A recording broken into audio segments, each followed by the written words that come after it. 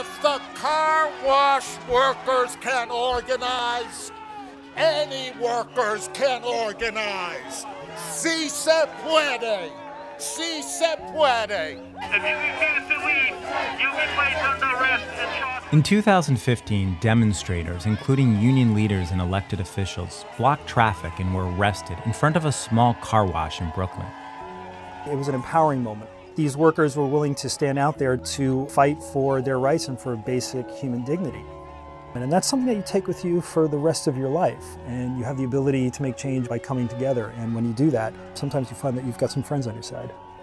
In the past 6 years, industries like car washes that employ low-skilled workers have been the target of lawsuits for alleged underpayment of wages. And they both engaged in rampant labor law violations. An ambitious unionization drive. Let's hear it for that! And a successful campaign to raise the minimum wage in New York to $15 per hour. We're gonna lead the way, the nation's gonna watch us, and we're gonna raise up this state. But here's what really happened. Instead of helping New York's low-wage workers, the movement is destroying their jobs. It's pushed some car washes to replace their employees with machines and others to close down. Increasingly, workers have no choice but to ply their trade out of illegal vans parked on the street, because the minimum wage has made it illegal for anyone to hire them at the going rate. At the same time, businesses that have chosen to automate are benefiting. Thank you so much for $15 an hour, the best thing that could happen to us. Because outlawing cheap labor makes it harder for new competitors to undercut them on price and service. This is an in-depth look at the real-world consequences when politicians interfere with a complex industry that they don't understand, enabled by media coverage that rarely questions their simplistic tale of exploited workers in need of protection. Protect against who? Protect en contra de quién?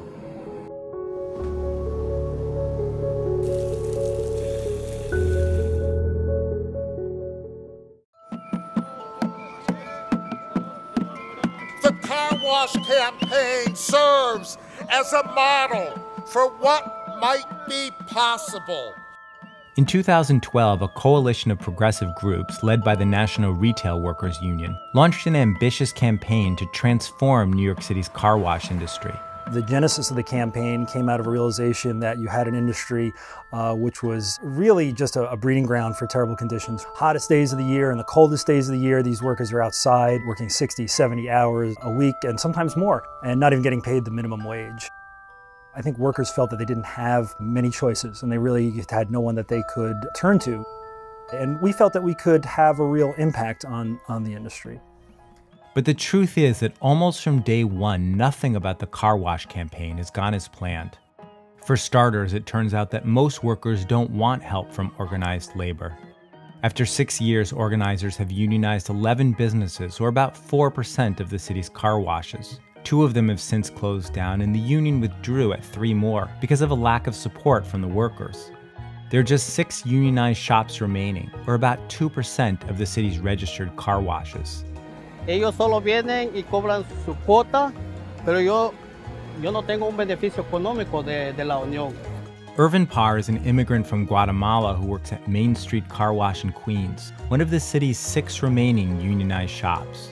Organizers have held 2 strikes at this location in the past few years, and the New York Times has covered allegations of worker mistreatment here. Now Main Street could become the 4th car wash where the workers pressure the union to withdraw. De todos mis compañeros hay una mayoría que no quieren más la unión. The union says that the workers are exploited and the union needs to protect them. Protect against who? Protect en contra de quién? Si a mí no me gusta trabajar aquí, yo voy y busco trabajo en otro lado. Hay muchos lugares para trabajar donde se gana lo mismo. No se gana más, se gana lo mismo. At this particular time, we represent the workers there, and we certainly hope that we'll be able to continue to do that. With the unionization drive floundering, the movement's leaders shifted their focus to getting the city and state to mandate change. It's law. The most significant government intervention championed by the union was an increase in the minimum wage to $15 per hour. New York is the progressive capital of the nation. We fight for fairness. We fight for justice. This move is upending the industry, but not in the way activists intended. We've heard over the years from employers repeatedly that any time that we've made changes within the industry that either they'd all automate or the industry would suffer massive shutdowns. We haven't seen that happen to date. In reality, that's exactly what's happening. The $15 minimum wage is driving many New York car washes to replace men with machines, such as at this large operation in Queens that installed a new arch for hosing down vehicles, which will replace about 4 workers. Like many of the city's car washes, this one was designed at a time when manual labor costs less than installing and maintaining machinery. Labor was cheap. Yeah, real cheap. Amir Malki is a second-generation car wash builder. When he started in the industry in the 1980s, operators all over the city were actually dismantling machinery because rag, hose, and brush-wielding men did a better job for less. Today, it's reversing. Labor is expensive, and we need the proper equipment to clean so we don't have to use extra men. It's not just renovations. New fully automated car washes are opening up, such as this state-of-the-art outfit near JFK Airport, with electronic gates, a self-serve vacuum, and a single manager on site, making sure everything is running smoothly. Car wash owners are choosing to automate, even though it entails substantial risk. Take Best Auto Spa in Brooklyn, one of the city's premier hand washes, drawing clients who care deeply about the appearance of their cars and are willing to pay more for the human touch. The $15 minimum wage means that this business model is simply no longer viable, so Best Auto Spa is transforming from the equivalent of an artisanal bistro to becoming just another fast food joint. 2 years ago, the owner installed $200,000 worth of equipment, which allowed him to lay off 8 workers. Now he's facing another policy change that would further increase his labor costs. Employers are currently allowed to attribute a portion of the tips earned by their workers towards meeting the minimum wage requirement. New York State is seriously considering a proposal to eliminate the so-called tip credit. If that happens come January, the owner of Vegas Auto Spa says he'll have no choice but to give all these employees a pink slip and go fully automated. Then you have Wonder Bar, Church Avenue. You have new fully automated places opening up, like City Car Wash Express on Northern Boulevard in Staten Island. I could go on. What is your take on these examples, which I think do actually show a major trend towards automation? I get it if you go into a car wash and an owner has said, I've automated because of what's going on here, that it makes you think that it's like, part of a much broader story. I'm not saying it isn't the case, I'm just saying that it's like that might not necessarily be the case. It's true that not every car wash owner is willing to take on the risk and expense of automation. And there's another option. Exit the business and relinquish their land for more profitable uses, which has also been happening at many New York car washes. Several car washes have closed after their owners were sued for paying off the books and not complying with labor regulations. We will continue to keep an eye on these businesses to ensure that they don't stray from the path of righteous business practices. A lawsuit contributed to the closing of this car wash in Woodside, Queens, to this one in Harlem, and to this one in Upper Manhattan. At each of these locations, dozens of low-wage jobs disappeared. Are workers really better off when the car wash that they work for closes down? Yeah, I don't agree with your assessment that these car washes are closing as a result of wage and hour lawsuits. That might not necessarily be the case. That may be how it's being characterized to you. Another unintended consequence is that for business owners who choose to stick it out and automate, the $15 minimum wage actually protects them from competition by making it harder for new car washes to open up. Solely from being a businessman, the increase in the minimum wage makes my business so much easier. The best thing that could happen to me, and I think to the industry. Jack Belinsky is the manager of a new car wash in Queens. It opened last year at the site of yet another labor-heavy operation that closed following a wage and hour lawsuit. The new owner converted it to a fully automated exterior-only car wash, meaning customers are left to vacuum the interiors of their own vehicles. Because we used to do the same thing with 25 people. Now I'm doing it with 2. By making cheap labor illegal, the $15 minimum wage made it possible for Belinsky to downgrade his service. Before, if I go exterior and my competition says, he went exterior and I'm still free service, I'll take all his customers. That never gave me a chance to go exterior. Right now, everybody is forced to go exterior because of this crazy law and the minimum wage $15 an hour. Now everybody, it evened out the field.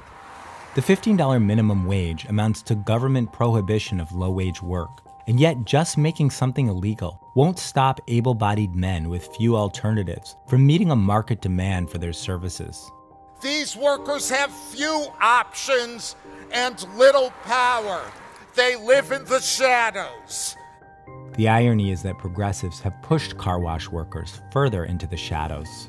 Since legitimate car washes can no longer hire them, workers are going to the streets, where it's all cash, no taxes, no unions, no workers' comp, no insurance, and certainly no wage floors.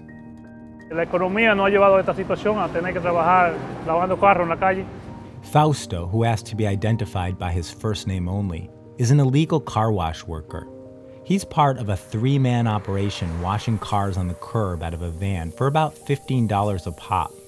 Los clientes nos prefieren a nosotros por esa situación, porque vienen con una manchita de la ave, de lo que sea, nosotros la quitamos. La máquina le pasa, si no la quitó, por ahí mismo tú te vas.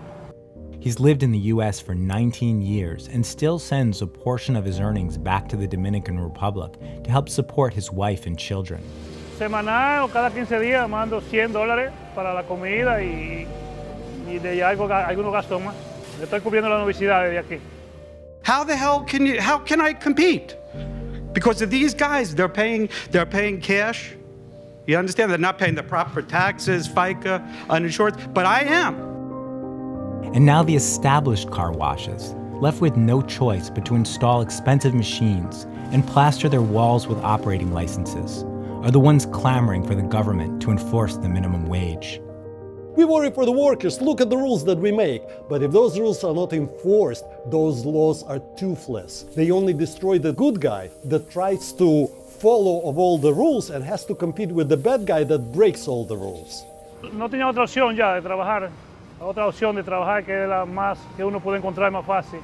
Some of these guys working out of these vans don't have other employment options. Are you sure that it would be in their best interest to shut them down? Yeah, I do, and I'm going to be very blunt about that. You can always make the argument that you can allow some people to skirt the law, some people to skirt regulations that are meant to protect workers in an effort to give people work opportunities.